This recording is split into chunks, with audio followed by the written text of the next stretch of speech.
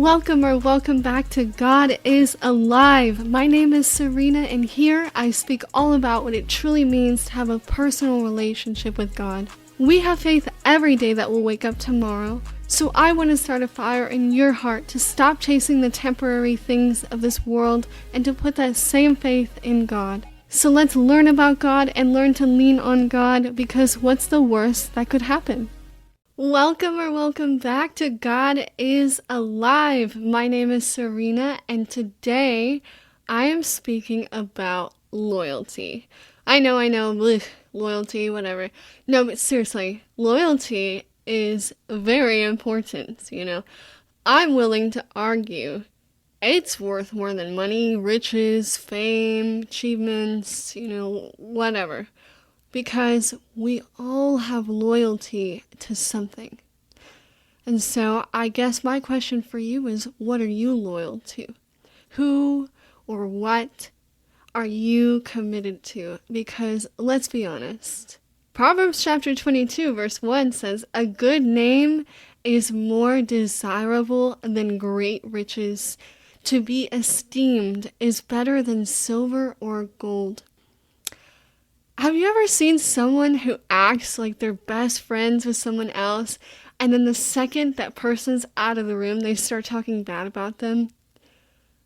I don't know about you, but I start to think that person's talking bad about me behind my back. And I start to wonder, can I really trust this person? Is this person really going to have my back? Because I've gotten to this point in my life where I used to think having a big friend group was where it's at. Having a bunch of friends and a big family is where it's at. And it took me a long time to realize that wasn't true. And it sucks because we live in an age where Instagram, Facebook, whatever you're on, whatever you want to call it, we want to have as many friends, as many comments, as many likes as we can. But a lot of these relationships are extremely shallow. You can't call on these people when life hits, when something happens, when you actually need a friend to talk to. They're not your go-to. There was an anthropologist named Robin Dunbar who basically figured out that humans can maintain about 150 stable relationships, but most people only have about 5 close friends. People that they actually have an intimate connection with. There was a survey done in 2015, the General Social Survey, that found that most Americans have about 2.1 close friends. And there's no such thing as a 0.1 close friend. So that basically means 2 close friends. And another survey by Pew Research Center in 2019 that basically found 45% of adults in general have between 1 and 5 close friends. Can you make, loyalty? No, I don't. So when I was in high school and when I was living on campus for university, I did my very best to be friends and make friends with just about anyone I could. Maybe that's just the person I am, but I didn't really care what you've been through, or what you're going through, what your past is. I'll be friends with you. I don't judge, you know what I'm saying? It's not my place to judge. I'll be friends with you. I don't care. Eventually there became a point where I realized these friends truly didn't know me. Deep down, they didn't know me. They knew my projected image. They thought they knew me, but they really didn't. The things that they were interested in were not the things that I was interested in. And it didn't take me long before I realized things I would say to one person would all of a sudden, my entire friend group would know about them. And, excuse me, I only said that to one person.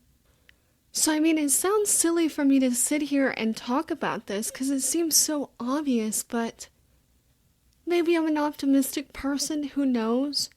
But I trusted these people, except just because I was loyal to someone doesn't mean they were loyal back.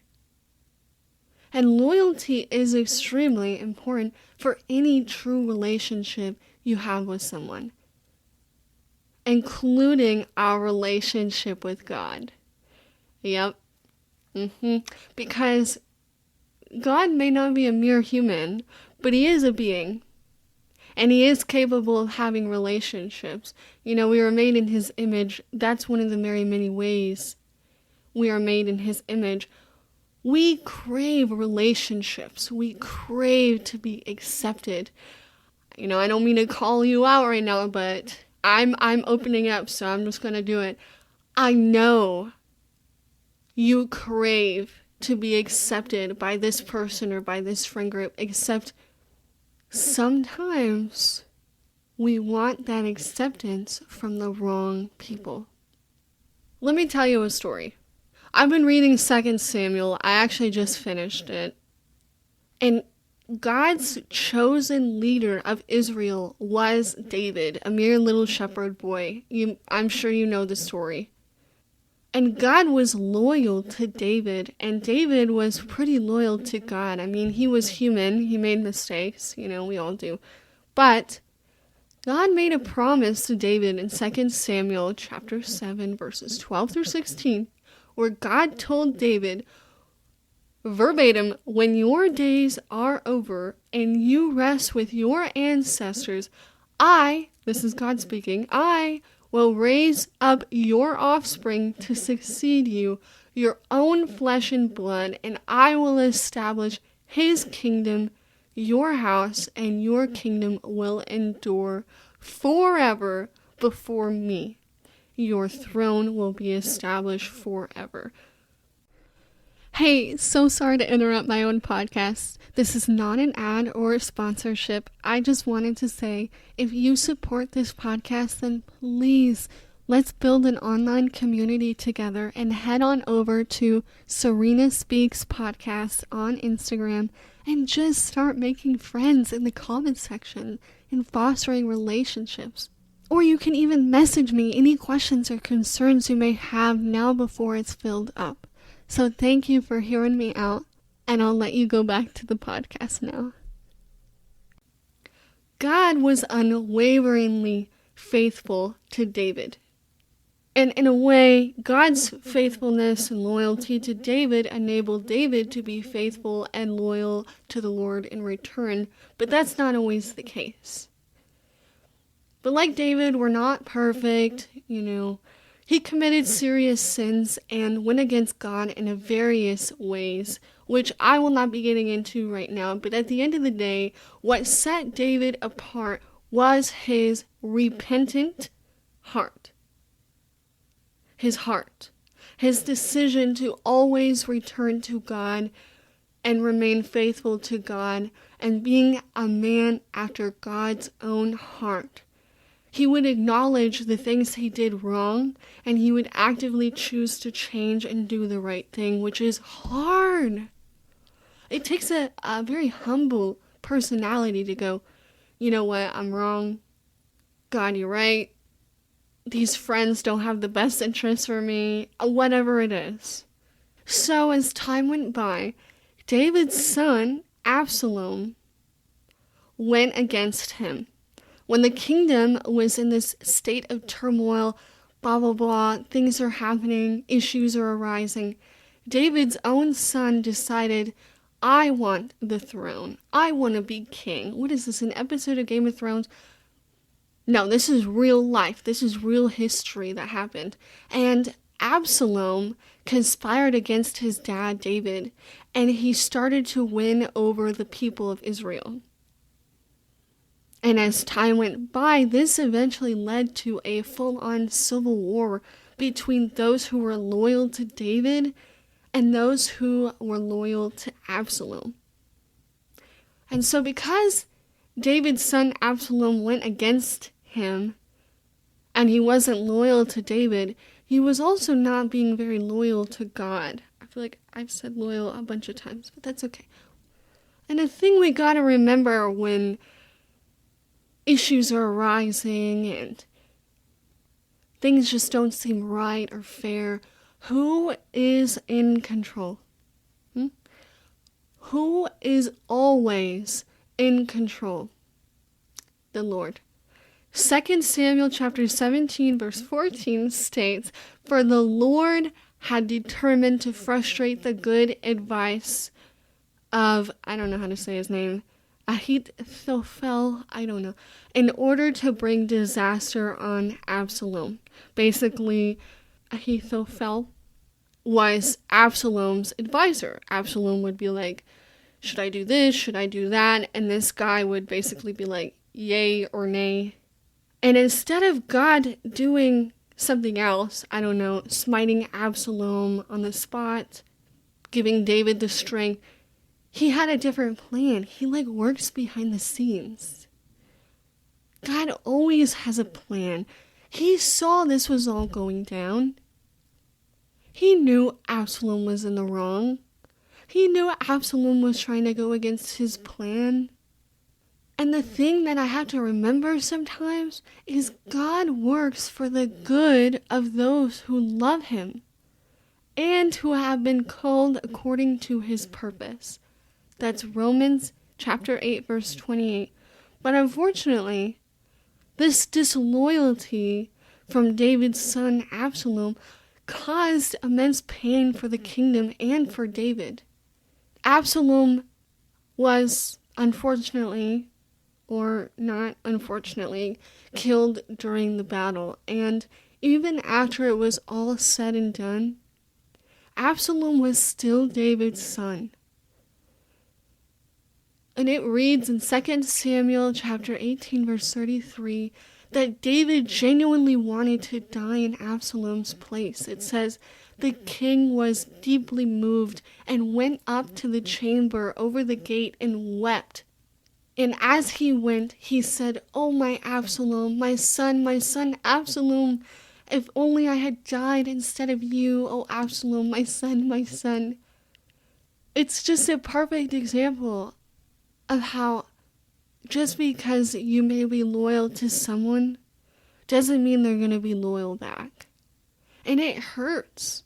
You can see David going through immense pain, but you cannot force someone to love you and be loyal to you, even if you are loyal to them. And it's the same thing with God. He is loyal to us. It may not look like it in what's going on, but he has a plan. And just because he loves us and he loves you and he's loyal to you doesn't mean that we will be back. And going back to the story, when David was going through this tough time and experiencing all this grief and suffering, the people that helped David through it were his loyal followers. And David needed them during this time. And the interesting thing that I noticed was the way his followers never switched up on David when times became tough. They were willing to go through anything with David. We need people like that in our life. Jesus says in Hebrews chapter 13, verse 5, "I will never leave you nor forsake you." I think that shows his true character. The only reason we can even have a relationship with God is because God sent Jesus to die on the cross, and he did. God wanted a relationship with us, even though his son had to go through what he went through. John reminds us in John chapter 15, verse 13, "Greater love has no one than this, than to lay down one's life for his friends." And even after all that, God doesn't ask for a lot. He doesn't ask for us to follow a million rules, this or that. He asks for our loyalty, our faithfulness, our trust. Mark chapter 12, verse 30 is the greatest commandment of all. Jesus says is just to love your Lord God with all your heart, with all your soul, with all your mind, and with all your strength. We are called to be loyal to God because what kind of relationship can you have with someone if loyalty and love isn't at the foundation? And God is not like these other humans.